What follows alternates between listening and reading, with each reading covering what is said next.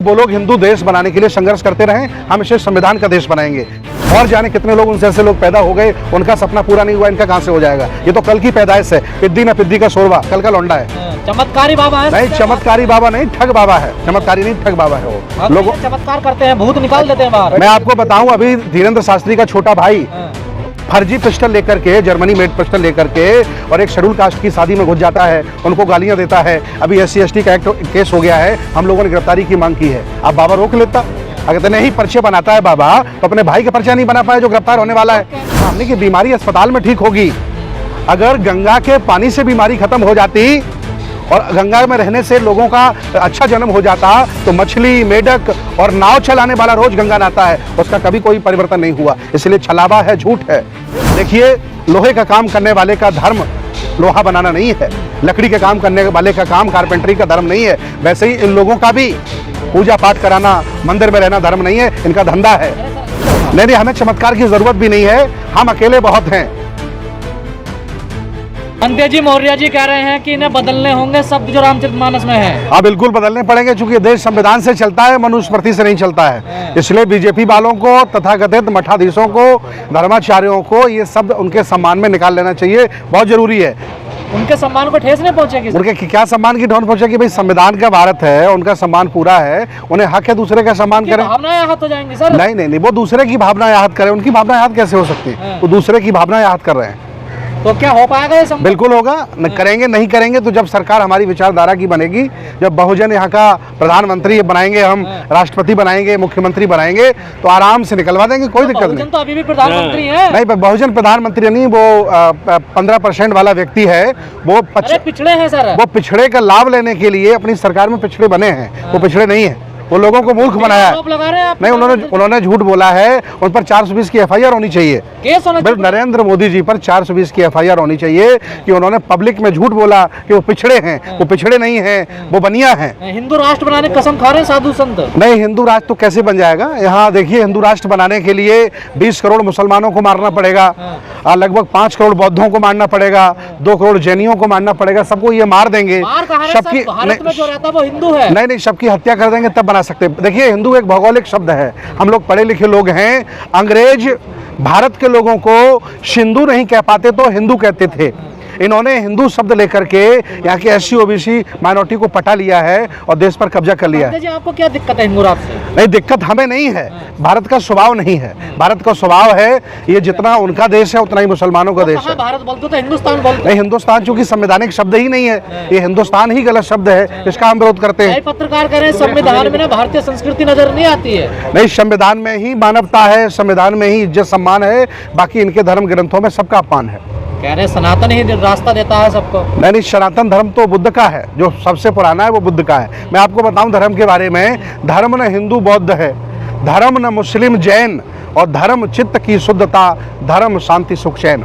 धर्म का मतलब होता है अमन चैन से रहना, एक दूसरे का साथ देना, एक दूसरे का भला करना। इसका मतलब ये नहीं कि सामने वाले को नीच बना देना, सामने वाले का अपमान कर देना। अब तो योगी जी भी कह रहे हैं, देखिए राष्ट्र। नहीं, योगी जी कह रहे हैं, उनका कहाँ पूरा हो पा रहा है। ये लोग तो चाहें हम सारे लोगों को गड्ढा खुदवा करके दबा दें, लेकिन ऐसा नहीं वो कर सकते हैं, क्योंकि यहाँ का बहुत संख्यक आबादी जाग रही है और इनका प्रोपोगंडा पब्लिक में खुल गया है। ये हर जगह झूठ बोलते हैं और हर जगह झूठ बोल करके आप भावनाएं भड़काते हैं दूसरों की। नहीं, मैं किसी की भावना नहीं भड़काता। बीजेपी वालों का देश नहीं है, मोदी का देश नहीं है। ये देश अंबेडकर का है, ये देश बुद्ध का है, ये देश भगत सिंह का है, ये देश चंद्रशेखर आजाद का है।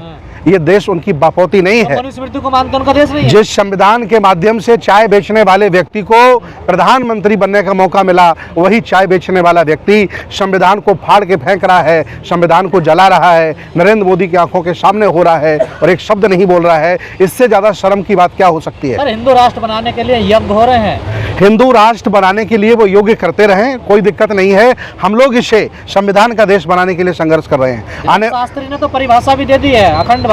नहीं, वो लोग हिंदू देश बनाने के लिए संघर्ष करते रहें, हम इसे संविधान का देश बनाएंगे। मैं बौद्ध भिक्षु होकर के भी ये नहीं कह रहा हूँ कि हम इसे बौद्ध का भारत बनाएंगे, हम इसे संविधान का देश बनाएंगे, जिस देश में जैनियों को भी सम्मान होगा, मुसलमानों को भी सम्मान होगा, सिखों को भी सम्मान होगा, SC OBC माइनॉरिटी को भी सम्मान होगा। हम संविधान का भारत बनाएंगे, वो हिंदू राष्ट्र बनाए, कोई दिक्कत नहीं हमें।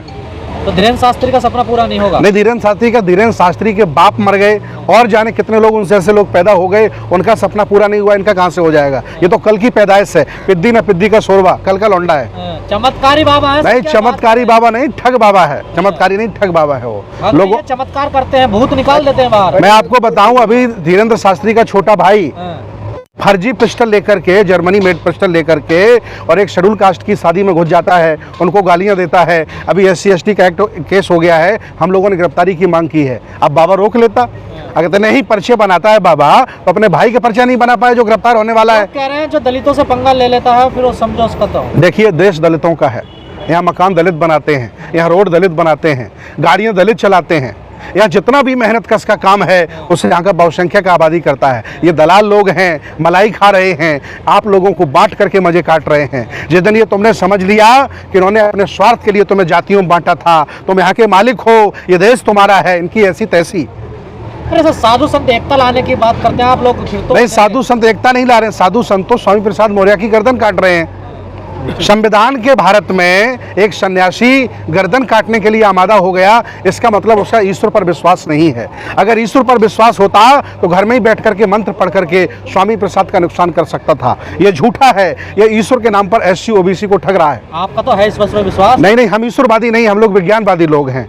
भगवान बुद्ध ने कहा है, आधे लोग, कुछ लोग वो होते हैं जो ये मानते हैं दुनिया किसी ने बनाई है, और कुछ लोग वो होते हैं जो ये मानते हैं ये दुनिया किसी ने बनाई नहीं है, बल्कि इसका धीरे धीरे विकास हुआ। को क्यों बदनाम कर रहे हैं? हम बदनाम नहीं करते हैं, सनातनी हमारे भाई हैं और सनातन हमारा धर्म है। सनातन का मतलब पुराना होता है, लेकिन सनातन में किसी का अपमान करना नहीं सिखाया जाता है। सनातन में किसी को नीच नहीं बनाया जाता। आपका धर्म है? बिल्कुल है, बुद्ध का 2500 वर्ष पुराना धर्म है। हमारे बाद मोहम्मद साहब आए, हमारे बाद हिंदू धर्म इनका बना, हमारे बाद इनके रामायण लिखी गई, बुद्ध के बाद महाभारत लिखा गया, चारों वेद बुद्ध के बाद लिखे गए, इसलिए रामायण में बुद्ध को चोर लिखा गया। ये प्रमाण है। तो बुद्ध का अवतार कैसे बताया जाता है? ये झूठ बोलते हैं। इनका बस चले तो बाबा साहब का ब्राह्मणीकरण कर दें, इनका बस चले तो SC OBC में जितने भी संत गुरु महापुरुष पैदा हुए हैं, चाहे वो कबीर हैं, चाहे रविदास हैं, चाहे मान्यवर कांसीराम साहब हैं, जगदेव प्रसाद जी हैं, ललन सिंह यादव हैं, इन सबका ब्राह्मणीकरण कर सकते हैं। ये जैसे बुद्ध का करने का प्रयास किया है अवतार बता करके, ये सब झूठ है, ये घिनौनी हरकत कर रहे हैं। आज नहीं कल जनता जागेगी, इनको जवाब दिया जाएगा।